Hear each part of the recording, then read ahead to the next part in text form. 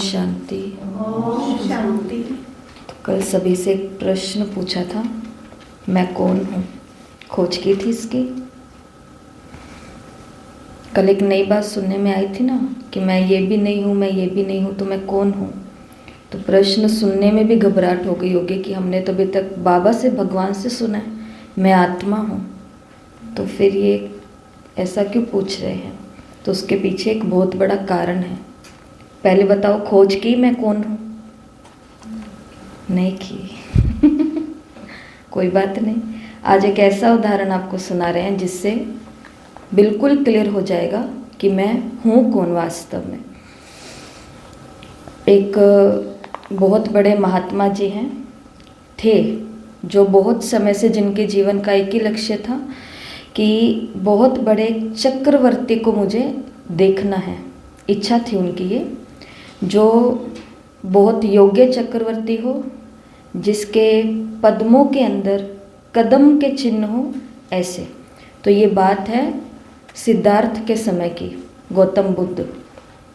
तो वो एक सागर के किनारे से जा रहे होते हैं, वहाँ रेत के ऊपर वो कुछ पद चिन्ह बने हुए देखते हैं, पैरों के निशान। और वो चिन्ह देख करके उनको लगता है कि ये पैर तो किसी चक्रवर्ती के हैं, पैरों के निशान तो किसी चक्रवर्ती के, परंतु इतने साधारण स्थान पर, और वो बिना कुछ पहने हुए तो नहीं घूम सकते। और ये निशान अभी के ही हैं, तभी अभी तक मिटे नहीं हैं, वरना पानी आता और अभी चला भी जाता। तो वो उन निशानों के पीछे पीछे जाते हैं और वहीं कहीं वृक्ष के नीचे गौतम बुद्ध बैठे हुए होते हैं। वो उन्हों के पास जाते हैं, तो जाते ही हक्के बक्के रह जाते हैं ये देख करके कि मेरी जो दिव्य दृष्टि है या मेरा जो अनुभव है वो झूठा नहीं हो सकता, कि पैरों के निशान देख करके मुझे मालूम पड़ गया कि ये चक्रवर्ती के ही निशान हैं, सारे लक्षण वही हैं। लेकिन सामने जो बैठा है ये कौन है? ये तो एक सन्यासी है। ये चक्रवर्ती, सम्राट, महाराजा, राजा, राजकुमार कुछ भी नहीं है ये तो। वो जैसे गौतम बुद्ध के पास जाते हैं तो गौतम बुद्ध से जाकर के पूछते हैं कि आप चक्रवर्ती हो? वो कहते कि नहीं, मैं चक्रवर्ती नहीं हूँ। तो कहते आप सम्राट हो? कहते मैं सम्राट भी नहीं हूँ। महाराजा नहीं हूँ, राजा नहीं हूँ, युवराज नहीं हूँ। तो कहते कि आप किस नगर के हो? कहते मैं कुछ भी नहीं हूँ। कहते कुछ बड़ी पोस्ट पोजीशन के ऊपर तो होंगे, कुछ तो हो आप ज़रूर। वो कहता है कि मैं तो कुछ भी नहीं हूँ। तो फिर पूछा कि आप कौन हो? अब जो कल पूछा था उसका उत्तर आज मिलेगा। तो गौतम बुद्ध ने कहा कि मैं ना चक्रवर्ती हूँ, मैं ना सम्राट हूँ, मैं ना महाराजा, ना राजा, ना युवराज, मैं ये मैं कुछ भी नहीं हूँ। मैं एक अवेकन हूँ, मैं एक जागृति हूँ जो लोगों को जगाने के लिए आया हूँ। मैं प्रकाश हूँ, मैं जागरण हूँ। तो वास्तव में सही उत्तर क्या होना चाहिए? मैं कौन हूँ? मेरे जीवन का लक्ष्य क्या है? क्या मेरा उद्देश्य है कि मैं इस धरती पर हूँ? क्यों हूँ? आज की मुरलियाँ बहुत सुंदर है। आज बाबा ने जन्म पत्री देखी है सभी ब्राह्मणों की, देखी नहीं है, बनाई है। खुद भगवान ने जिनकी जन्म पत्री बनाई है, तो बाबा ने मुरली में बोला वो कितने महान हैं, उनके अंदर कितनी महीनता होगी।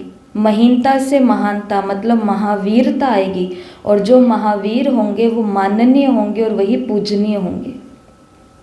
तो स्वयं भगवान ने क्या बनाई है? इस ब्राह्मण जीवन की जन्म पत्री बनाई है। तो भगवान के हाथों से जिसकी जन्म पत्री बनी होगी, भगवान के बनाए गए जिस कुल के अंदर जिसका भागीदारी होगी, भगवान के परिवार के अंदर जिसकी हिस्सेदारी होगी, तो वो आत्माएं कम होंगी या बहुत महान होंगी? और वो कौन है? वो हम हैं। तो जिसका कुल इतना महान, जिसका पिता इतना महान, जिसके रीति रस्म रिवाज मत मतांतर सब इतने महान, तो वो हम बच्चे भी कितने महान। ऐसी आज की ये 2 मुरलियाँ चली है। चलते हैं पहली मुरली की तरफ। पहली मुरली है जैसा नाम वैसा काम। यहाँ पर एक मेथड लिखा हुआ है, इसको बोलते हैं all about me method. All about me, कि मेरे बारे में सब कुछ। ये कहाँ पर काम आता है? ये मेथड काम आता है जो नर्सरी के, फर्स्ट क्लास के, सेकंड क्लास के बच्चे होते हैं, ये उनके लिए होता है। उनको क्या करते हैं, किसी भी पेज के ऊपर किसी भी सुंदर से चार्ट बना करके दे देते हैं, उसके ऊपर केक बना देते हैं। तो केक का मतलब क्या होता है? बर्थडे। तो उससे फिर लिखवाते हैं कि आपका बर्थडे कब है, तो केक के अंदर वो लिखता है अपनी बर्थ डेट। फिर बाद में कहीं पर फूड बना दिया, कोई अच्छी सी डिश का चित्र बना करके रख दिया, तो अब उससे पूछा जा रहा है कि आपका फेवरेट फूड क्या है। कोई ना कोई स्थान बना दिया गया तो उससे पूछा जाता है आपका फेवरेट प्लेस क्या है। कोई ना कोई फूल का चित्र बना दिया जाता है तो आपका फेवरेट फ्लावर क्या है। फ्रूट का चित्र बना दिया जाता है, आपका फेवरेट फ्रूट क्या है। अच्छा, लोग आपको कौन से पसंद है, मम्मी आपको ज़्यादा पसंद है, पिता आपको ज़्यादा पसंद है, ऐसे करके ये बच्चों का मेथड होता है जहाँ पे बच्चों को ऐसे कुछ भी बना करके देते हैं। बहुत सारे इसके अलग अलग यहाँ पर फोटोज़ हैं, जैसे कि यहाँ पर एक ऐसे चित्र बना हुआ है, दिस इज़ मी, यहाँ पर अपना फ़ोटो चिपकाओ। फिर बाद में ये फूड की थाली और फोक और स्पून रखा हुआ है, कांटा और चम्मच, तो इस यहाँ पर लिखो कि आपका फेवरेट फूड क्या है। ऐसे करके ये सब अलग अलग है, एज क्या है, नेम क्या है, क्लास क्या है, आदि आदि, ये रहा केक और ये सब चीज़ें। तो इस मेथड को बोलते हैं ऑल अबाउट मी। तो आज की मुरली किसके ऊपर है, जैसा नाम वैसा काम। पहला प्रश्न यहाँ पे क्या है, माय नेम इज़, क्या है मेरा नाम, ये गिरेगी, वो कह रहे हैं कैलाश। मेरा नाम क्या है, आत्मा नाम नहीं है। मेरा नाम क्या है, बीके, बीके भी नाम नहीं है, टाइटल है। हाँ, ये सब नाम ही हैं, अच्छे हैं सब नाम। आत्मा हूँ, श्रेष्ठ आत्मा हूँ, ब्राह्मण हूँ, मैं ज्योति हूँ, मैं शक्ति हूँ, मैं जागरण हूँ। कितना अच्छा स्वमान है ये, कि मैं जहाँ जाऊँ। कल की मुरली के अंदर क्या सीखा था, यही तो था कि इस आत्मा का भी कल्याण हो, इस आत्मा का भी कल्याण हो। तो माय नेम इज़, मुरली के अनुसार हमको ये पढ़ाई करनी है आज की इस मुरली का अध्ययन। तो मुरली की तारीख है 21/4/1973। माय नेम इज़, मुरली के अंदर बाबा ने बोला कि तुम पद्मा पदम भाग्यशाली हो। तो माय नेम इज़ पद्मा पदम भाग्यशाली। माय नेम इज़ पद्मा पदम भाग्यशाली, हिंदी में मेरा नाम पद्मा पदम भाग्यशाली है। थैंक यू बाबा। तो माय नेम इज़ पद्मा पदम भाग्यशाली, क्योंकि मुरली मधुबन निवासी, और मधुबन निवासी में भी बाबा के आगे जो बहनें बैठी हैं उनके ऊपर चली है ना, तो बाबा ने मधुबन निवासियों के भाग्य को देखते हुए कहा कि इस दुनिया में सबसे बड़ा भाग्य किसका है, मधुबन निवासियों का। और बाबा की ही मुरलियों में ये बातें बहुत अच्छे से क्लियर की गई है कि मधुबन किसी भौतिक स्थान का नाम नहीं है। मधुबन का मतलब ये नहीं है कि राजस्थान का जो माउंट आबू है, ये तो भगवान की अवतरण भूमि ड्रामा के प्लान अनुसार बननी ही थी। यहाँ पर पांडव भवन बनना ही था, यहाँ पर भगवान को आना और बच्चों का मिलन मेला लगना ही है, और वो लगता जा रहा है। आज भी कौन सा दिन है, इस सीज़न का लास्ट बाबा मिलन। अब बाबा कब आएंगे, 6 महीने बाद। तो आज का बाबा मिलन कैसे करना है, आज का बाबा मिलन शाम को 6:30 बजे करना है, या आज का बाबा मिलन सुबह अमृत वेले से शुरू हो चुका है, शुरू हो चुका है। तो आज एक घड़ी भी, एक पल भी बाबा से दूर नहीं रहना, जितना भरना है। क्योंकि हर 15-20 दिन में हमको भी आदत पड़ जाती है ना, बाबा कब आएंगे, बाबा कब आएंगे। तो अभी बाबा इन 5-6 महीनों के लिए तो नहीं आएंगे। कहाँ पर नहीं आएंगे, टीवी पर नहीं आएंगे, लेकिन फिर भी वो आने से भी हमारा उमंग उत्साह तो बढ़ता है, क्योंकि बाबा तो आते ही हैं। तो कहने का भाव ये है कि बाबा ने बताया है कि मधुबन कोई भौतिक स्थान का नाम नहीं है। मधुबन किसका नाम है, जिस स्थान पर परमात्मा का प्रेम है, जिस मन के अंदर भगवान है, वही स्थान मधुबन है। जहाँ पर कोई भी इम्प्योरिटी नहीं है, कोई भी अपवित्रता नहीं है, कोई भी छल कपट वैर विरोध संकल्प विकल्प ये कुछ भी प्रकार के स्थितियाँ नहीं हैं, तो वही मधुबन है। तो मुरली किन पर चली है, मधुबन निवासियों पर। और मधुबन निवासी हम सब हैं। हम सब कौन है, मधुबन निवासी। बाबा ने ये तो बात सभी को याद होगी कि अव्यक्त मुरलियों में बोला है कि जब मधुबन में हो 4 दिन के लिए, 5 दिन के लिए, 6 दिन के लिए। तो उस समय जो भी आते हैं मधुबन में अलग अलग स्थानों से, तो वो क्या समझे कि हम वहाँ से आए हैं, नहीं, हम मधुबन निवासी हैं। 4 दिन के लिए हम कौन हैं? मधुबन निवासी हैं। तो जब 4 दिन के लिए मधुबन निवासी है तो उसके ऊपर कुछ और बात हो सकती है? तो लाइफ ही चेंज हो जाती है ना 4-5 दिन के लिए। तो माय नेम इज, भूलना नहीं है आज कुछ भी। माय नेम इज पद्मा पदम भाग्यशाली। आई एम, मैं कौन हूँ? मेरा नाम तो आज नया नाम मिल रहा है। देखो आज की मुरली, दोनों मुरली आपस में बिल्कुल ही जुड़ी हुई है। इधर भगवान की जन्म पत्री जो हमारी निकाले, इधर हमारी सभी ये जानकारियाँ। आई एम, मैं कौन हूँ? भगवान का बच्चा हूँ। मैं भगवान का बच्चा हूँ। और कौन हूँ मैं? मैं गोल्डी स्टूडेंट हूँ। और कौन हूँ? मुरली के हिसाब से बताओ। अभी अभी तो बोल के गए, आई एम महान आत्मा। मैं कौन हूँ? महान आत्मा हूँ। मुरली के अंदर बाबा ने कहा कि महान आत्मा कौन होते हैं? जिसके अंदर महीनता होती है, महीनता। क्योंकि बाबा ने ये कमी भी देखी कि बहुत अच्छे हैं बच्चे, लेकिन बाबा चलते चलते कुछ ना कुछ जो हमारी कमी विशेष है वो तो हमको बताते ही हैं। तो बाबा ने कहा कि महीनता से महानता, महानता अर्थात महावीरता, महावीरता होगी वही माननीय होंगे। और मुरली के आगे बाबा ने बोला कि जो माननीय है वही फिर पूजनीय होंगे। इसके लिए मैं कौन हूँ? महान आत्मा। आई एम महान आत्मा। और महान आत्मा बताओ किसको कहा जाता है? महान आत्मा बाबा ने कहा उसको कहा जाता है जिसका हर एक कर्म अर्थ सहित होता है, जिसका हर एक काम के पीछे कोई ना कोई अर्थ छिपा होता है। दिखने में एक बार ही नहीं लग रहा कि ये क्या कर रहे हैं, हमें तो कुछ भी समझ नहीं आ रहा, लेकिन जिनके हर एक कर्म के पीछे कोई ना कोई अर्थ समाया होता है। या जिसको बाबा ने यहाँ पर बोला कि जो भी समय बीता वो सफल हुआ या महान कार्य में लगा। महान आत्मा का जो भी समय निकलेगा वो किसके अंदर निकलेगा? महान कार्य के अंदर। तो अपने आप से क्या पूछना है? अपने आप को क्या नाम दिया हमने? आई एम, हमने नहीं, बाबा ने दिया। आई एम महान आत्मा। तो महान आत्मा से क्या याद करना कि महान आत्मा वो जिसका हर समय जो बीतेगा वो क्या होगा? सफल होगा या फिर महान कार्य में लगेगा। और दूसरा महान आत्मा का मतलब जिनके अंदर महीनता होगी। महीनता का मतलब यही होता है कि कोई ना कोई अर्थ होगा उसके अंदर। बिना अर्थ के कोई भी काम, जैसे दुनिया के अंदर लोगों को महान नहीं कहा जाता, लेकिन इसी दुनिया के अंदर कुछ लोगों को महान कहा जाता है।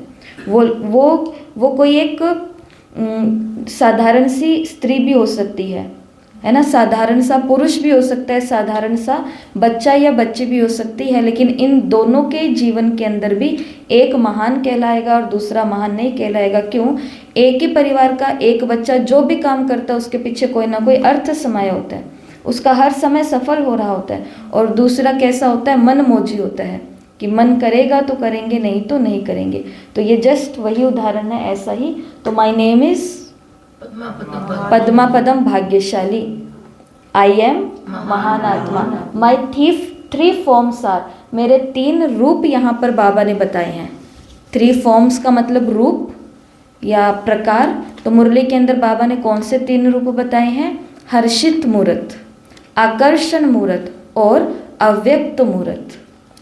तो मेरे 3 फॉर्म्स हैं, मेरे 3 स्वरूप हैं। हाँ, स्वरूप शब्द अच्छा रहेगा। तो मेरे 3 स्वरूप हैं। इधर ये पहले पन्ने पर, नीचे लास्ट में महान आत्माओं के हर्षित मूर्त, आकर्षण मूर्त और अव्यक्त मूर्त मूर्ति के रूप में यादगार है। जो मूर्ति होती है उसके अंदर क्या होता है?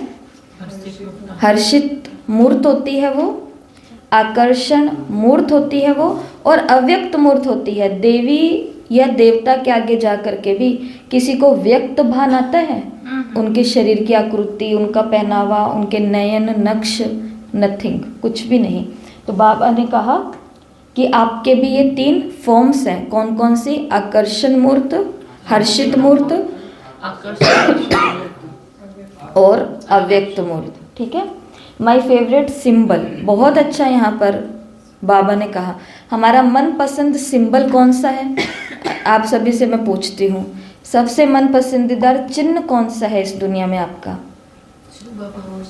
शिव बाबा का लोगो, ज्योति बिंदु किरणें निकल रही है जिसके अंदर से। अभी वो बॉक्स बनाने के लिए, वो जार बनाने के लिए बोला, तो एक बहन ने जो अपना जार तैयार किया है मग को, तो उसके आगे ज्योति बिंदु ही लगाया है ना। फिर आई लव यू बाबा और ये सब तो अच्छे बनाए हैं।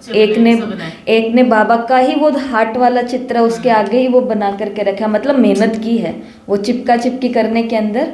और माताओं के लिए तो मेहनत है, माताओं के लिए तो हर चीज़ के अंदर मेहनत तो है ही।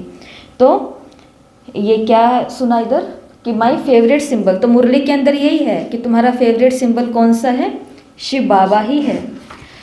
3 शब्द जुड़े हुए हैं सिंबल से। पहला है सिंबल, जिससे बाबा ने कहा कि तुम क्या बन जाओगे? सिंपल। और जिससे औरों के आगे क्या रहेंगे? सैंपल।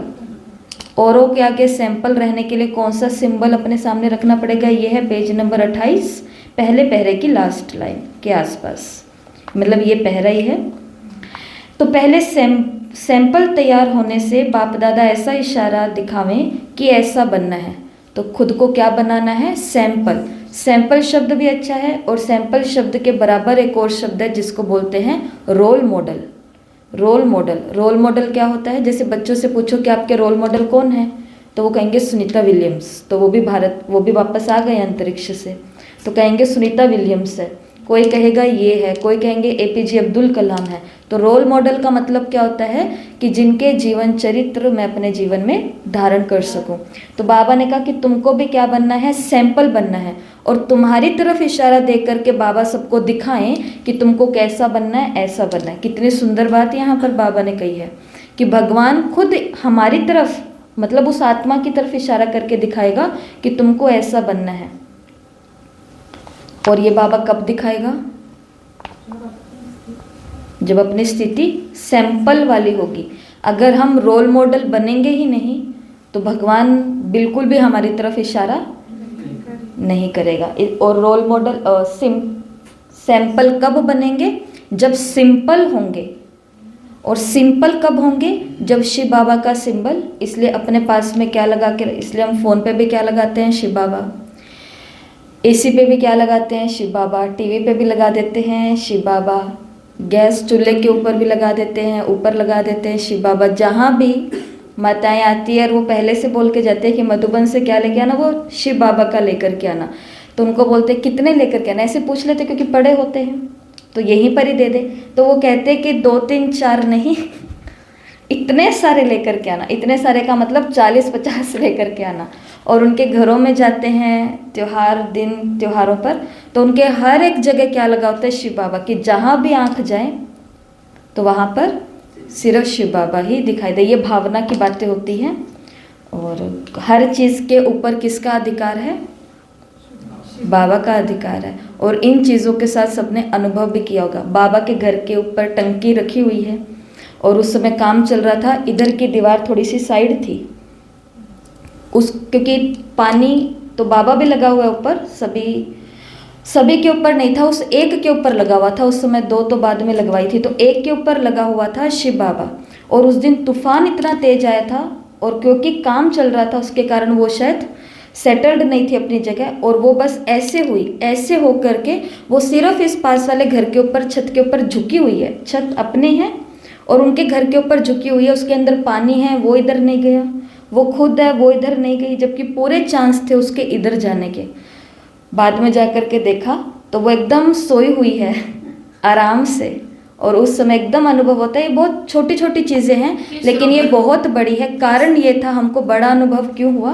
क्योंकि वो एक तो 2nd फ्लोर पर है, तीसरे के ऊपर है।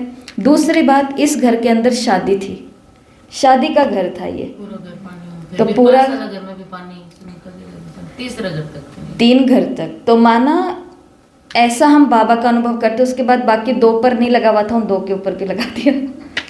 तो ये छोटे छोटे अनुभव हैं जो बाबा के बच्चियां भी करती हैं, बहनें भी करती हैं, उनके परिवार भी करते हैं, और उनके परिवार वालों के भी परिवार वाले करते हैं। इसलिए वो बोलते हैं कि बाबा के पास नहीं आएंगे, कभी क्लास में नहीं आएंगे, लेकिन मम्मियों को क्या कह करके भेजेंगे कि मैंने नया मोबाइल लिया है कि दीदी को बोल देना स्टिकर भेज दे। इतनी उनके अंदर भावना है। गांवों में जाते हैं तो भी बाबा का सिंबल लेकर के जाते हैं। सिंबल, बाबा पता ही नहीं है क्या है, लेकिन बस ये चीज़ उसकी है, इसकी रक्षा वो करेगा, इसकी रक्षा वो करेगा। और भगवान भावना का ही भाड़ा देता है। भगवान को हमने जाना है कि वो क्या चीज़ है, लेकिन दुनिया में तो भावना ही जानती है ना, भावना से ही। तो माय फेवरेट सिंबल शिव बाबा, और शिव बाबा के सिंबल से हम सिंपल बनेंगे, और जो सिंपल बनेगा वो सैंपल बनेगा, और सैंपल की तरफ बाबा दिखाएंगे कि इसकी तरह सबको बनना है। आगे क्या है, पीपल कॉल मी, लोग मुझे क्या कहते हैं, लोग मुझे क्या कहते हैं, वो वाली लिस्ट नहीं बतानी कि लोग तो पता नहीं बहुत कुछ कहते हैं, लेकिन लोग भगवान के शब्दों के अनुसार, माय नेम इज पद्मा पदम भाग्यशाली, आई एम महान आत्मा, माय 3 फॉर्म्स आर हर्षित मूर्त, आकर्षण मूर्त, अव्यक्त मूर्त। माय फेवरेट सिंबल शिव बाबा का सिंबल, पीपल कॉल मी महावीरनी। अच्छा है, तो पीपल कॉल मी क्या बताया अभी, महीनता आएगी, तो महीनता से महानता आएगी, महानता से क्या बन जाएंगे, माननीय और पूजनीय। तो पीपल कॉल मी, माननीय और पूजनीय, लोग मुझे क्या बोलते हैं, माननीय हो, पूजनीय हो। तो पीपल कॉल मी माननीय और पूजनीय। माननीय और पूजनीय का मतलब तो पता है ना, बाबा ने मुरली के अंदर बोला है, जितने यहाँ पर महान अर्थात माननीय होंगे, उतनी बाबा ने कहा फिर पूजनीय बनेंगे। अगर चाहते हैं कि पूजनीय ज़्यादा बने, तो माननीय भी क्या बनना पड़ेगा, ज़्यादा बनना पड़ेगा। और माननीय का मतलब फिर से महीनता, महानता और महावीरता। संपूर्ण स्टेज को स्वरूप में लाओ, सिर्फ वाणी में नहीं लेकिन स्वरूप में। कोई भी आप लोगों के सामने आए तो जैसे कि जड़ चित्र के आगे जाते हैं, और जाते ही उसको महान समझते हैं। जड़ चित्र को क्या समझते हैं, ये है माननीय और पूजनीय की परिभाषा। जैसे ही कोई जड़ चित्र के आगे जाएगा तो वो जड़ चित्र क्या कहलाएगा, महान। और वो जड़ चित्र के आगे खुद को क्या कहेगा, मैं पापी हूँ, मैं नीच हूँ। मुरली के अंदर ये कि मैं पापी हूँ, मैं नीच हूँ। बाबा ने कहा मूर्ति बोल करके कहती है क्या कि मैं महान हूँ और तुम नीच हो, लेकिन मूर्ति के आगे जो जाता है वो स्वयं कहता है कि ये कितने महान हैं और मैं कितना पापी और कितना नीच हूँ। बाबा ने कहा ऐसी तुम्हारी संगम की लाइफ होनी चाहिए। तुम वाणी से किसी को नहीं कहोगे कि आप नीच हो और हम महान हैं, लेकिन बाबा ने कहा सामने वाली आत्मा तुम्हारे आगे आते ही रियलाइज करे कि कितने महान हैं, ये कितने प्योर हैं, ये कितने ऊंचे हैं, और हम तो इस जीवन में क्या कर रहे हैं, हम तो कुछ भी नहीं हैं, हम तो कुछ भी नहीं हैं। जब जिस आत्मा को लगेगा हम कुछ भी नहीं हैं, तो वो आत्मा के मुख से कभी ना कभी ये भी तो निकलेगा ना कि आप हमें बताओ कि आप ऐसे कैसे बने, हमें भी ऐसा बनना है। तो बाबा ने कहा ऐसे बनेंगे माननीय और पूजनीय।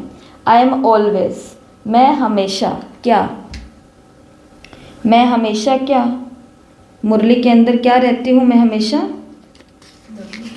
डबल लाइट, लगन में मगन। मैं हमेशा राजयुक्त और साजयुक्त। साजयुक्त किसको बोलते हैं, वाणी के अंदर आना। और वाणी के अंदर आ रहे हैं तो हर वाणी के अंदर क्या होने चाहिए, बहुत गहरे राज खुल जाने चाहिए सारे, ऐसे वो। ये रहा यहाँ मुरली के अंदर 28 नंबर पेज पर दूसरा पहरा। तो पहले तो ये देख लेते हैं, जितना माननीय योग्य बनेंगे उतना ही वहाँ पूजने योग्य बनेंगे। यहाँ आपके कर्म को देखने वाले अगर श्रेष्ठ नहीं मानते हैं तो पूजने वाले श्रेष्ठ कैसे मानेंगे, पूजा करने वाले भी मूर्ति को बनाकर श्रेष्ठ कैसे मानेंगे जब यहाँ के जीवन को ही श्रेष्ठ नहीं मान रहे। जितना माननीय उतना पूजनीय का पूरा हिसाब है। अब बनना है या सिर्फ देख कर के हर्षित होना है। अब आई एम ऑलवेज साज, जितना साज युक्त हो उतना ही राजयुक्त बनो। साज बजाने में होशियार हो ना, साज सुनने के भी कितने इच्छुक हो। जितना साजयुक्त उतना राजयुक्त बनो। राजयुक्त जो होता है उसके हर कदम में राज भरा हुआ होता है। उसका कोई भी कर्म ऐसे नहीं होता कि बस मैंने तो ऐसे ही कह दिया, मैंने तो ऐसे ही कर दिया, मैंने तो ऐसे ही आपको ले लिया, आदि आदि। बाबा ने कहा उनके हर कर्म के पीछे क्या होगा, एक गहरा राज होगा, और वो राज किसी आत्मा को महान बनाने वाला होगा, माननीय बनाने वाला होगा, पूजनीय बनाने वाला होगा। आई एम ऑलवेज साज युक्त और राज युक्त। साज का मतलब क्या होता है, वाणी। तो वाणी के अंदर क्या छिपे हो, गहरे राज छिपे हुए हो। आई एम, फिर से यहाँ पर क्या था, आई एम महान आत्मा, और अब आई एम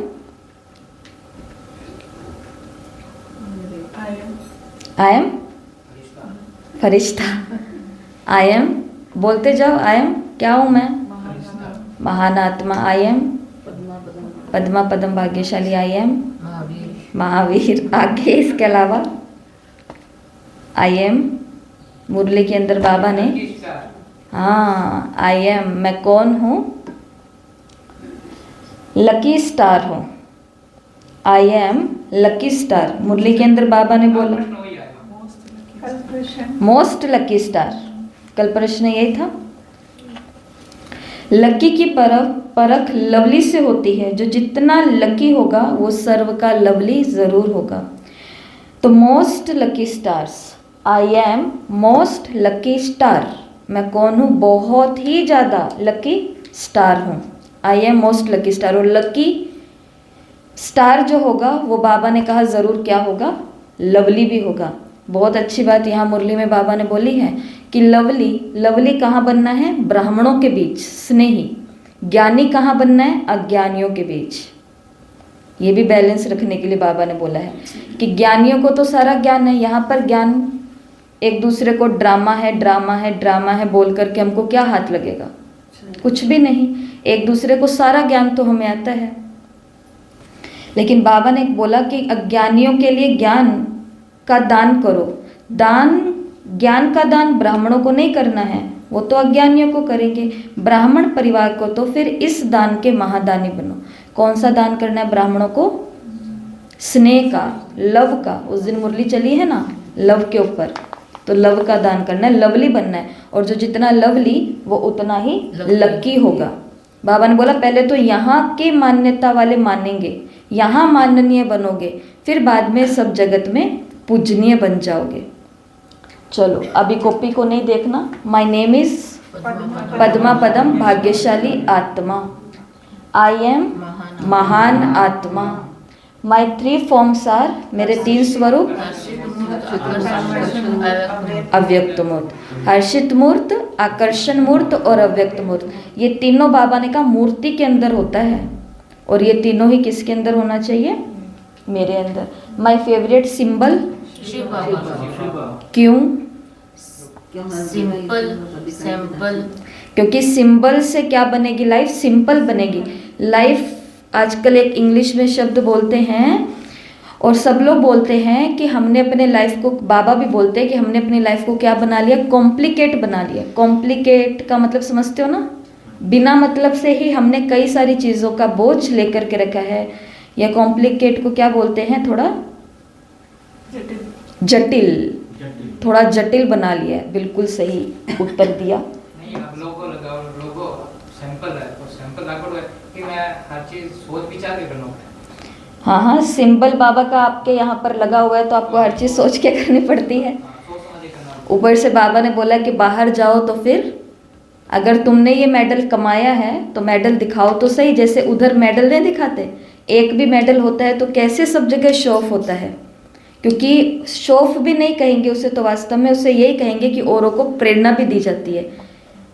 कोई आर्मी ऑफिसर होता है या कोई नेवी ऑफिसर होता है या कोई ये पायलट होते हैं वो वाले, तो उन सभी जो ये ऑफिसर होते हैं तो इन सभी को मेडल मेडल मेडल, पुलिस है मेडल मेडल मेडल, फोर्स है मेडल मेडल मेडल। तो वो इसके लिए ताकि नौजवानों के अंदर और ज़्यादा इच्छा पैदा हो कि हमें भी अपने कंधे पर, सीने पर ये स्टार लगाने हैं, भारत माता की रक्षा करनी है, आदि आदि आदि। इसी प्रकार से हम भी ये सिंबल लगाते हैं, किस लिए, क्योंकि कमाया है, कमाया है और इतनी सस्ती चीज़ नहीं है। तो सिंपल से क्या बनेगी लाइफ? सिंपल बनेगी। जो कॉम्प्लिकेट हमने बना दिया, थोड़ा जटिल बना दी है हर बात के अंदर। जैसे मुरली उस दिन प्रेम के ऊपर चली थी, सुबह सुबह उठते ही देखो कि मुझे भगवान से प्यार है क्यों। जब इतना लाइफ सिंपली हम जिएंगे तो हम ऑटोमेटिक औरों के लिए क्या बन जाएंगे? सैंपल बनेंगे ही बनेंगे। और सैंपल की तरफ खुद कौन इशारा करेंगे? बाबा, कि तुमको बनना है तो कैसा बनना है? ऐसा बनना है, ऐसा बनना है। पीपल कॉल मी, लोग मुझे क्या बुलाते हैं? माननीय और पूजनीय। और इसके अंदर क्या बात याद रखी थी कि जितना माननीय होंगे, जितना यहाँ श्रेष्ठ होंगे, उतना ही बाबा ने कहा पूजनीय में भी श्रेष्ठ होंगे। माननीय का मतलब है महानता। मूर्ति के आगे जा कर के मूर्ति बोलती नहीं है किसी के आगे कि मैं महान हूँ और तुम पापी नीच हो।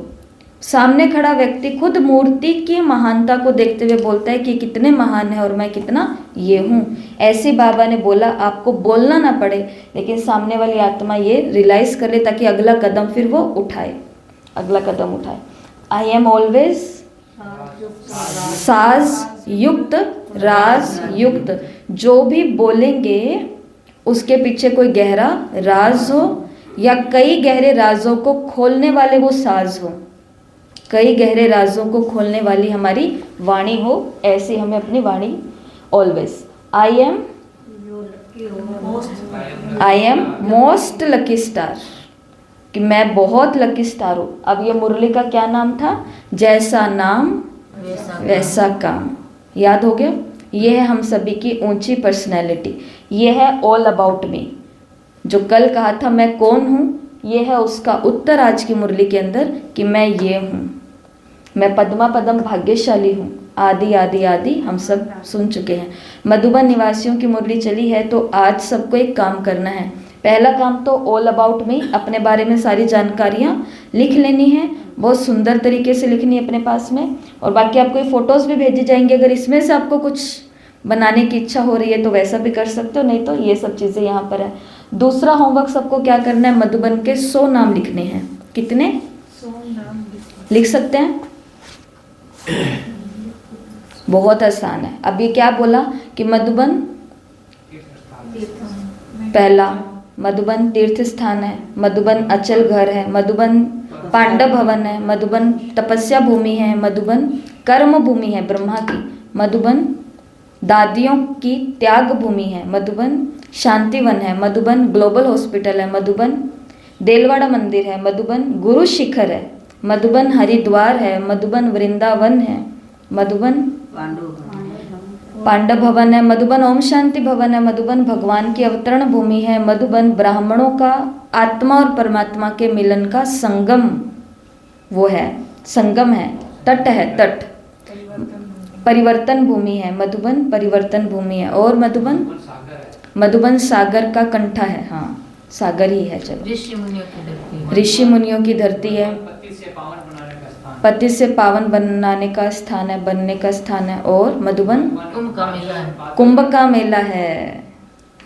महाकुंभ है, बिछड़े हुए मिलते हैं। मधुबन पवित्र भूमि है, मधुबन डायमंड हॉल है, मधुबन डायमंड हाउस है, मधुबन प्रकाश कुंज है, मधुबन निर्मल कुंज है, मधुबन ज्ञान का सागर, मधुबन मेरे बाप का घर है, मधुबन माताएं बोलती है हमारा पीहर है,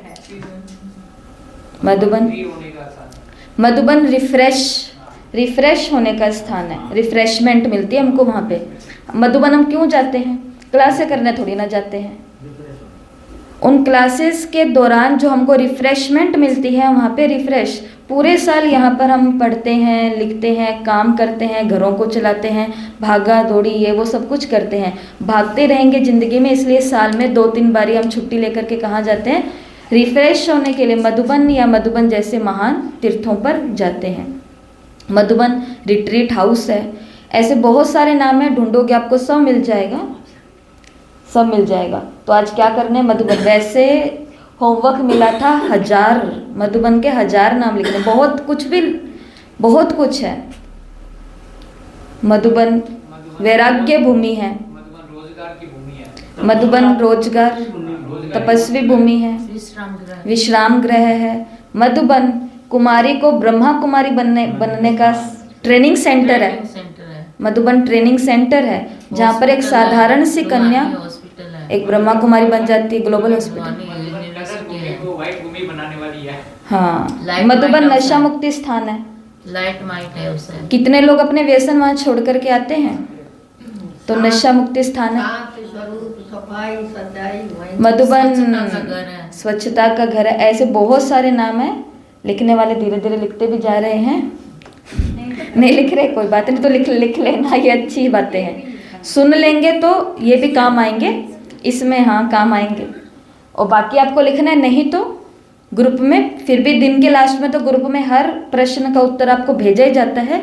लेकिन ये सिर्फ किसके लिए है, क्योंकि बाबा जो मुरलियों के अंदर बार बार बोलता है कि घास खाती है गाय, लेकिन अगर घास खा करके उसको उगारेगी नहीं तो उसको बीमार समझा जाएगा। ज्ञान सुनने में, बाबा ने आज मुरली में बोला कि साज सुनने की भी इच्छा होती है, साज सुनाने की भी इच्छा होती है, लेकिन बीच में अगर मनन का काम, चिंतन का काम, मंथन का काम नहीं हो रहा तो सुनाने वाला अपना अच्छा भाग्य बना रहा है, सुनने वाले ने भी अपना समय सफल करके अच्छा भाग्य बनाया, लेकिन चिंतन नहीं करेंगे तो फिर व्यर्थ से मुक्ति नहीं होगी। कई सारे लोग बोलते हैं ना बाबा के बच्चे कि व्यर्थ बहुत चलता है, तो व्यर्थ ऊपर से कोई जादू की छड़ी नहीं चलने वाली कि व्यर्थ चलना हमारा बंद हो जाए। व्यर्थ किसके नहीं चलता इस संसार के अंदर, ऐसा कौन है जिसके व्यर्थ नहीं चलता। लेकिन उस व्यर्थ चलने वाली उस गाड़ी को यू टर्न भी तो देना होता है। एक तो ब्रेक लगाना, बाबन का कभी कभी ब्रेक फेल हो जाते हैं। व्यर्थ की गाड़ी जब चलती है ना तो ब्रेक फेल नहीं होते, आपने अनुभव नहीं किया, तो ब्रेक तो फेल हो ही जाते हैं। उसके लिए बाबा ने दूसरा समाधान मुरलियों में क्या बताया है कि यू टर्न ले लो। और यू टर्न क्या है, ज्ञान का चिंतन। खोलो अपनी नोटबुक और देखो आज बाबा ने मुरली में क्या होमवर्क दिया है, अब उस होमवर्क को करो, पर कहीं पर तो मेहनत करनी पड़ेगी। तो ये चिंतन इसलिए हम करते हैं, बाकी तो आपके पास सब पहुंच जाएगा। तो मधुबन के लगभग 100 नाम सबको लिखने हैं, कोशिश करनी है। नाम बाबा अपने आप ही, कल की मुरली में था ना, कैच होते जाएंगे, अपने आप ही टच होते जाएंगे। ठीक है, ये है पहली मुरली, जैसा नाम वैसा काम। अगली मुरली पर चलते हैं, अलौकिक जन्मपत्री। यहाँ पर बाबा ने ज्योतिषियों का कहा कि जैसे कि भाई जैसे वो ज्योतिषी होते हैं वो क्या बता देते हैं, दशा बताते हैं, किसकी दशा बैठी हुई है। वो ज्योतिषी स्थिति बताते हैं, ग्रहों की क्या स्थिति चल रही है। वो ज्योतिषी राशि बताते हैं, कितनी राशियाँ होती है, 12 राशि। देखता है अभी कोई? अभी तो कोई नहीं देखता। तो 12 राशियाँ होती हैं, अखबार ही नहीं देखते। सबसे बढ़िया काम है, क्योंकि उसके अंदर भी पॉजिटिव चीज़ें तो कहाँ ढूंढने को मिलेगी, ज़्यादा खबर वो ही मिलती है। तो वो लोग भी क्या बताइए, तो बाबा की मुरली के अनुसार वो लोग क्या बताते हैं, कुल बताते हैं, दशा, राशि, जन्म तिथि, तारीख और समय आदि बता करके फिर वो किसकी बताते हैं, भविष्य के बारे में बताते हैं। जैसे क्राइस्ट जब महान आत्मा इस धरती पर आती हैं तो वो कोई आम लोगों की तरह नहीं होते हैं, वो कुछ अलग ही होते हैं। आने के समय भी जैसे बताते हैं कि क्राइस्ट आए थे, तो क्राइस्ट के आने से पहले 3 दिशाओं से 3 महात्माएं आए थे। महात्माएं अपनी भाषा में हम उनको महात्मा बोलते हैं, उनकी भाषा में वो जो भी उनके गुरु होते हैं बड़े, तो वो 3 तरफ से आए थे। वो तीनों अलग अलग स्थान पर रहने वाले थे। बाइबल में बताते हैं कि एक इस तरफ रहने वाला था, एक उस शहर में रहने वाला था, एक उस नगर में रहने वाला था, और तीनों को ही भगवान से टचिंग आ रही थी कि देवदूत आने वाला है, कि भगवान का बच्चा, कि ऊपर से एक स्टार आने वाला है। ये थे उसके शब्द कि ऊपर से स्टार आने वाला है। और इन तीनों को अपनी ज्योतिष की विद्या या इस विद्या के द्वारा क्या महसूस हो रहा था कि वो उस दिशा में है। तो वो उस दिशा से आए, वो उस दिशा से आए, वो उस दिशा से आए, और तीनों पहुँचे कहाँ पर, जहाँ पर वो उनकी माँ थी, मदर मैरी जिनको बोलते हैं, मरियम जिनका नाम था। तो मरियम के पास पहुँच गए, और मरियम भी कहाँ थी, उस स्थान पे थी जहाँ पर भेड़ बकरियों को रखा जाता है, चारा आदि डाला जाता है, तो वो भी वहाँ थी। और तीनों के तीनों वहाँ पहुँच गए। उसके आने से पहले ही तीनों कहाँ पहुँच गए, वहाँ पहुँच गए कि कौन आने वाला है, ऊपर से एक स्टार आने वाला है, भगवान का बच्चा आने वाला है। गौतम बुद्ध के बारे में बताते हैं कि गौतम बुद्ध पैदा हुए, इतने में एक बहुत बड़े ऋषि थे। उन ऋषि को संकल्प उठा कि ऊपर से एक धर्म पिता की आत्मा उतरी है, बहुत महान आत्मा नीचे आई है, तो मुझे उसके दर्शन करने के लिए जाने। और उन्होंने अपने ज्योतिष विद्या के हिसाब से उस बातों को टच किया, ग्रह नक्षत्रों को, स्थान को, उस जो भी नगर था, कौन सा नगर था, बोध गया। बोध गया के अंदर तो वो अंतिम समय नहीं हुआ था, पाटलिपुत्र, तो जो भी था, तो जो भी स्थान था, तो उस स्थान, बिल्कुल कहते हैं ना कि जीभ के नीचे ही नाम है, तो वहाँ पर ठीक है वो पहुँचे और वहाँ के जो राजा थे, उनके पिताजी, तो उनको बोला कि कहाँ है वो महान आत्मा जिसका जन्म हुआ, तो उन्होंने बोला ये रे सिद्धार्थ। तो सिद्धार्थ के पैर बिल्कुल छोटे छोटे, वो महात्मा इतने बड़े ऋषि, उन्होंने सिद्धार्थ के पैरों को अपने सिर पर लगाया, यहाँ पर अपने सिर पर लगाया और कहा कि ये बहुत बड़ा, राजा को बोला, पिता को बोला कि तुम इसको कितना ही चक्रवर्ती बनाना, कितना ही बड़ा साम्राज्य देना, लेकिन ये यहाँ के लिए नहीं बना है, ये बहुत बड़ा सन्यासी बनेगा और एक धर्म की स्थापना करेगा। तो उनके पिताजी को ये बिल्कुल अच्छा नहीं लगा था कि ऐसा नहीं हो सकता। तो और उन्होंने उसके पैर क्यों छुए, इसलिए नहीं कि ये कल कुछ करने वाला है, उन्होंने उस छोटे से सिद्धार्थ के पैर इसलिए छुए थे कि जब कल ये सिद्धार्थ बन जाएगा, बुद्ध बन जाएगा गौतम, उस समय मैं इसे देखने के लिए नहीं रहूँगा, इन पैरों को स्पर्श करने के लिए तब मैं नहीं रहूँगा, तो ये सौभाग्य मैं आज ही प्राप्त कर लेता हूँ। ये होते हैं महान आत्माओं के हर कर्म का राज। उनके पैर छूने के पीछे इतना बड़ा राज था कि कल को जब ये बुद्ध बन जाएगा तो मैं नहीं रहूँगा इसके दर्शन करने के लिए, इसलिए दर्शन कब कर लूँ, जितने करने हैं आज ही कर लूँ, पैर आज ही छू लूँ। और फिर कहानी के अंदर क्या दिखाते हैं कि गौतम सिद्धार्थ जैसे जैसे बड़े हो रहे हैं, एक समय ऐसा आया कि पिताजी ने बोला कि चलो अभी तुम्हारे विवाह की उम्र हो गई है, अभी तुम्हारा विवाह करना। वो अपने फादर से रिक्वेस्ट करते हैं कि मुझे शादी की कोई भी इच्छा नहीं है, मुझे जानना है कि सत्य क्या है, असत्य क्या है, सार क्या है, असार क्या है, मुझे ये सब कुछ जानना है। उसके फादर बोलते हैं ये तुम्हारे लिए नहीं है, तुम यहाँ के राजा बनने वाले हो, तो ये तुम्हारे लिए उत्तम होगा कि तुम वंश को आगे बढ़ाओ। तो फिर पिता की आज्ञा को मान करके वो करते हैं, शादी भी होती है, फिर एक संतान राहुल भी दिखाते हैं, सब कुछ हो जाता है। फिर लेकिन जिसको जो काम करना है, एक दिन उनके भीतर से एकदम से वो उठता है संकल्प, और रात को वो सो रहे हैं और सोते सोते ही वो उनको छोड़ करके वन की तरफ चले जाते हैं, वेश बदल देते हैं।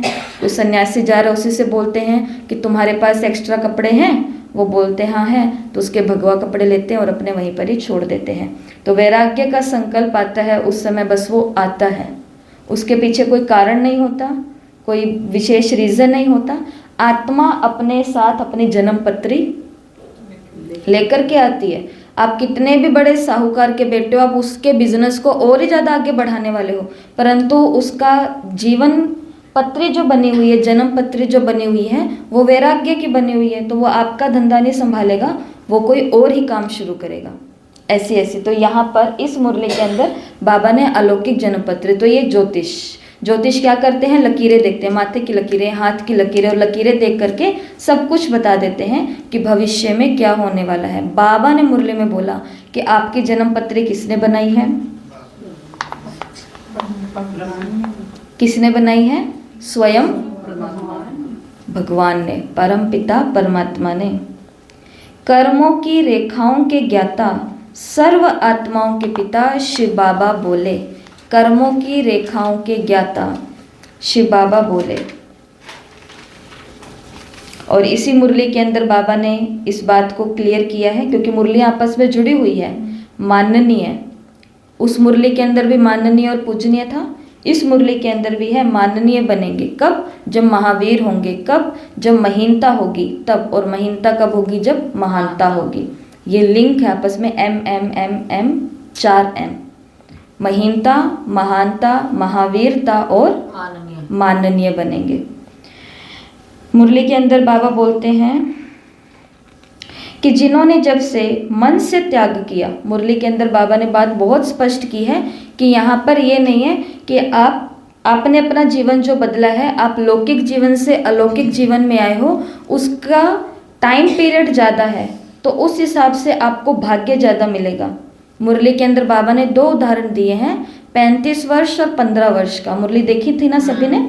तो बाबा ने कहा कि एक है जो 35 वर्ष से इस अलौकिक जीवन में है, लेकिन उन्होंने इस समय को सफल नहीं किया अपने लिए और औरों के लिए। एक है जो 15 वर्ष से ही इस जीवन में है। किस जीवन में? अलौकिक जीवन में। ब्रह्मा कुमार बना है या ब्रह्मा कुमारी बनी है सेवाओं में। लेकिन उसने जब से वो 15 साल से जुड़े हैं, तब से लेकर के आज दिन तक वो क्या कर रहे हैं? सफल ही सफल करते जा रहे हैं। तो भाग्य 35 वर्ष वाले का ज़्यादा होगा या 15 वर्ष वाले का? बाबा ने कहा शरीर से त्याग किया उसकी गिनती नहीं होगी कि मैंने रंगीन कपड़े पहनने छोड़ दिए, मैंने लहसुन प्याज खाना छोड़ दिया, मैंने ये करना छोड़ दिया, मैंने वो करना छोड़ दिया। ये सारा शरीर का काम हो रहा है। खाना छोड़ा तो शरीर ने छोड़ा, आत्मा ने तो नहीं छोड़ा। आत्मा तो आज भी, कल भी व्यर्थ खा रही थी और अगर आज भी खा रही है तो इसका मतलब हम ज्ञान में। बाबा ने मन के त्याग की बात कही। जिन्होंने मन से त्याग किया अर्थात कोई भी देह का बंधन वह देह के संबंध को 1 सेकंड में त्याग कर दिया, उनकी वो तिथि और तारीख वेला सभी ड्रामा में बाप दादा के पास नूंद है। मन से त्याग कि वो देह का संबंध मुझे कहीं पर बांध नहीं सकता। मैंने उनका क्या कर दिया है? त्याग कर दिया है। अपनी रुचियाँ, अपने इंटरेस्ट, अपनी इच्छाएं, अपने शौक, उन सभी का कहाँ से त्याग हो जाना चाहिए? बाबा ने कहा अगर यहाँ से, जिस दिन यहाँ से त्याग किया, शरीर से तो त्याग किया था रंगीन चीज़ों का और इन सब चीज़ों का, उसको तो हो गए हैं लगभग 30 साल, लेकिन मन से त्याग किया था वो 10 साल पहले कोई एक क्लास सुनी थी, तब जा कर के मेरे को कहानी पल्ले पड़ी कि मैंने समय 20 साल वेस्ट कर लिया है, अब मुझे ढंग से चलना है। तो बाबा ने कहा जन्म पत्री तुम्हारी कितने साल की बनी है मेरे पास? 10 साल की। 10 साल की। ये है मुरली की सूक्ष्म बात, महीन बात ये है कि जन्म पत्री बाबा के पास तुम्हारी उसी दिन की होगी जिस दिन मन से त्याग किया है। बाबा के पास नोंद हो जाती है वो तिथि और तारीख। तो मुरली के अंदर बाबा ने दशा की बात कही है, राशि की बात कही है और आदि आदि सफलताओं की बात कही है, कर्म की रेखाओं की बात कही है। बाबा ने कहा बीच बीच में जो ये विघ्न आते हैं इसके कारण रेखाएं कट जाती हैं बीच में, और कहते हैं जिनकी रेखाएं कटी हुई होती है उनका भाग्य अच्छा नहीं होता। ये इस हाथ की बातें हो रही है, लेकिन बाबा ने इसी हाथ को कहाँ पर लेकर के आया? मन के पटल पर लेकर के आया कि अगर मन भी विघ्नों के कारण बार बार हताश, कमज़ोर, नीचे की तरफ जा रहा है तो सफलता, लेकिन विघ्न का काम है आना और हमारा काम है उनको भगाना, किक मारना। किक मारना पता है ना? फुटबॉल आती है तो फिर आजकल क्या करते हैं? तिरस्कार। माया का क्या करना है? तिरस्कार करना है। तो चलते हैं हमारी अलौकिक जन्म पत्री की। जो सभी आज तैयार है अपनी अलौकिक जन्म पत्री बनाने के लिए? हाँ तैयार है। तो तैयार है तो लिखो सबसे पहले जन्म तिथि और तारीख। हम ब्राह्मणों की जन्म तिथि और तारीख क्या है ये मैं निकालती हूँ ताकि आपको स्पष्ट मुरली के पॉइंट्स।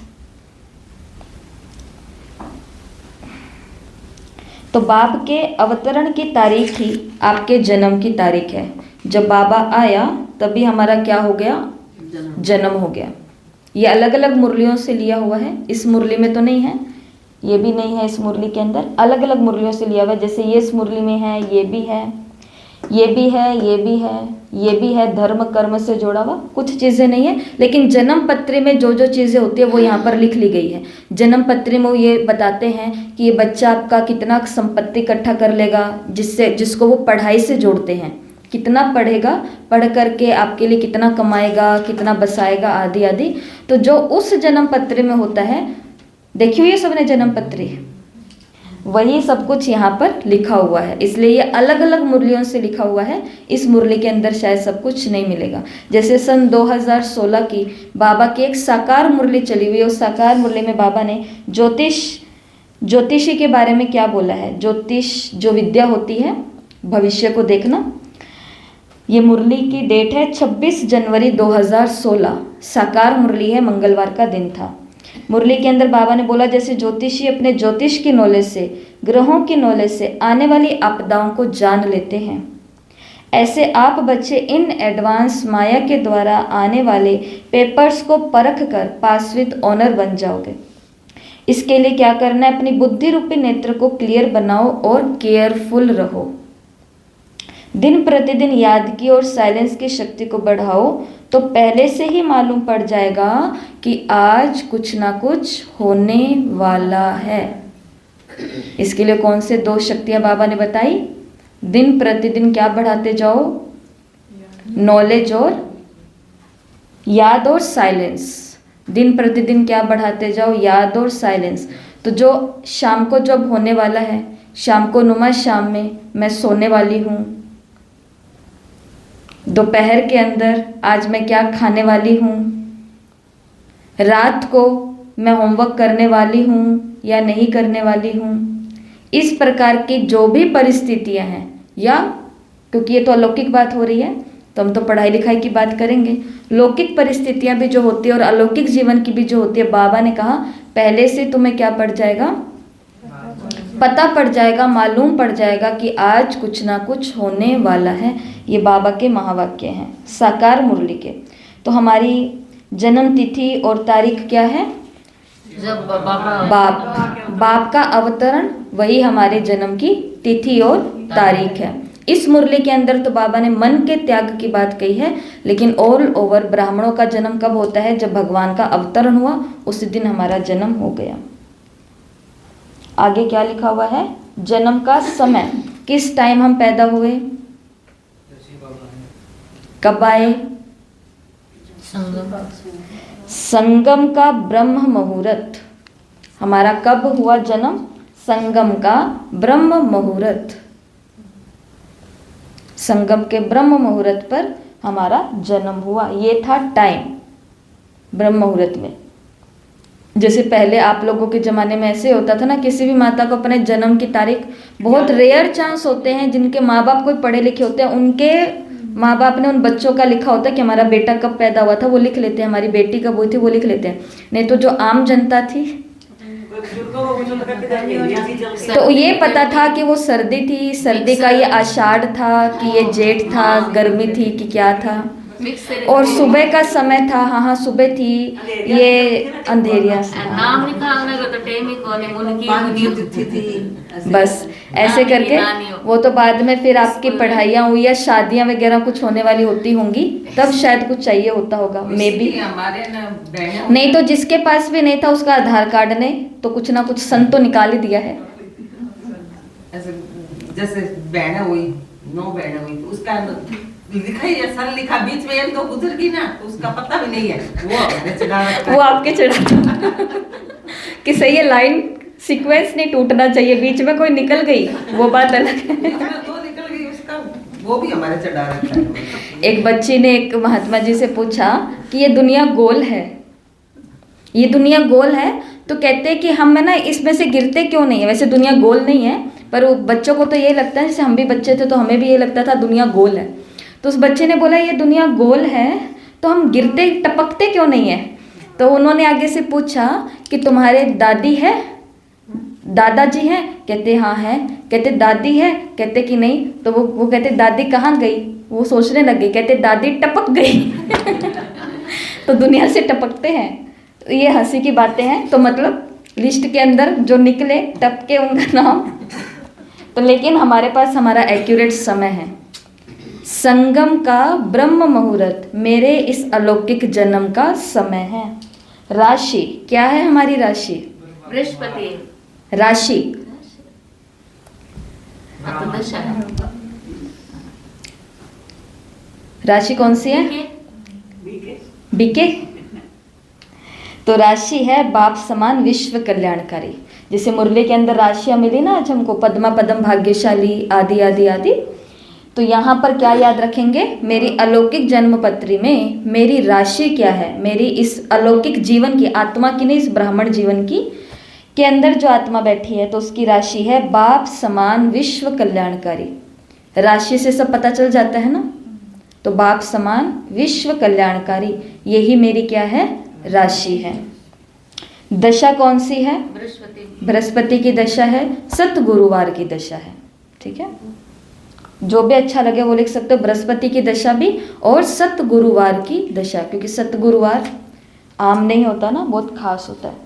कुल कौन सा है हमारा, ब्राह्मण। सर्वश्रेष्ठ डायरेक्ट ईश्वरीय कुल, ब्राह्मण कुल बोलना और सर्वश्रेष्ठ डायरेक्ट ईश्वरीय कुल, भारी है ना, थोड़ा वजनदार है। सर्वश्रेष्ठ डायरेक्ट ईश्वरीय कुल, डायरेक्ट ईश्वरीय कुल, कुल कैसा है, सर्वश्रेष्ठ है और डायरेक्ट ईश्वर के द्वारा बना हुआ कुल है। पोजीशन कौन सी है, मास्टर सर्वशक्तिवान, मास्टर सर्वशक्तिवान, मास्टर सर्वशक्तिवान।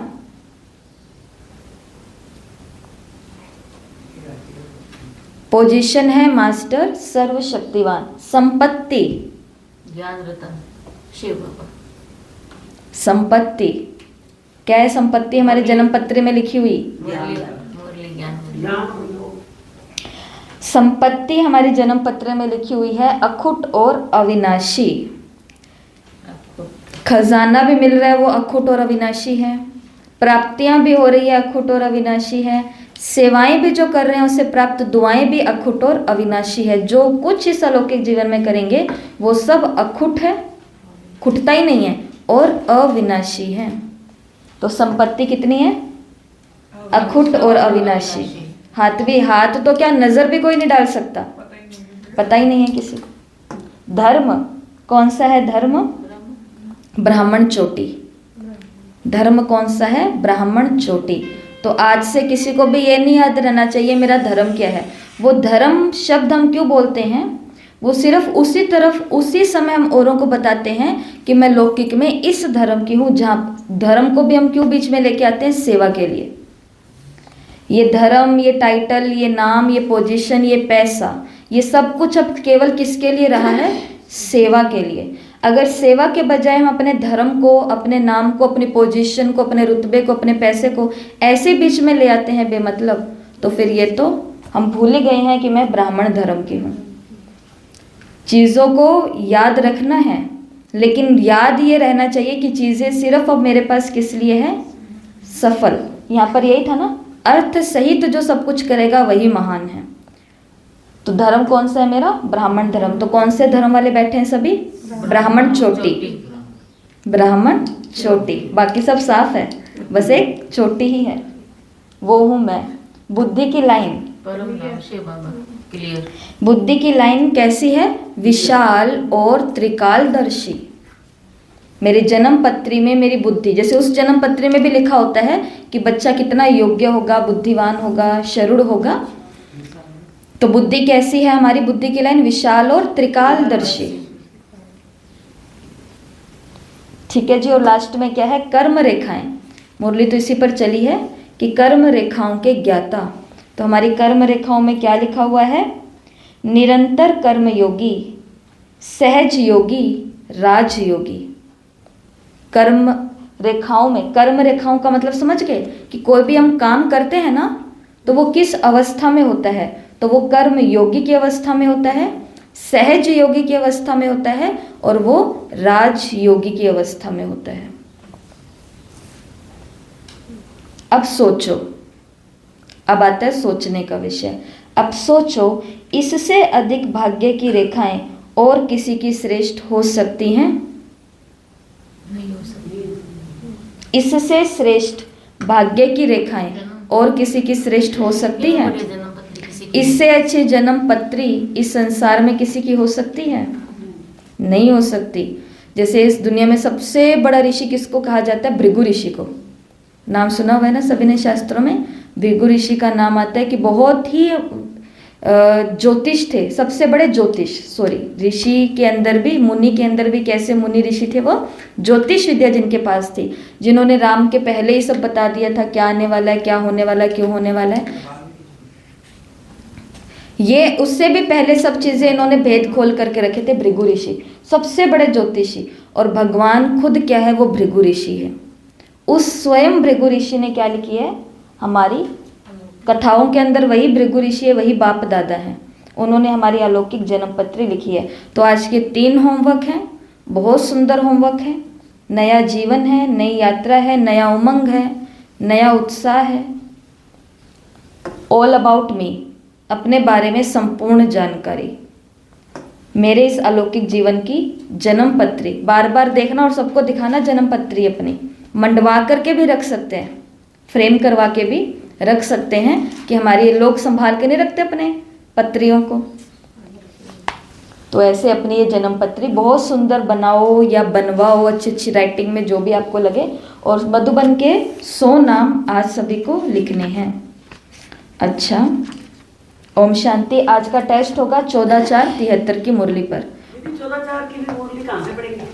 14/4 की मुरली ग्रुप में भेजेंगे ना? भेजी नहीं आपने कल 11/4 वाली तो। अच्छा, कल तो थोड़ा समय बहुत ऐसा ही था, मैंने भेजी नहीं इसीलिए मेरे को। बस जिस दिन नहीं भेजी उस दिन बोल दिया, इसलिए नंबर कम आए हैं क्या? और क्या वो मुरली ढूंढती नहीं मतलब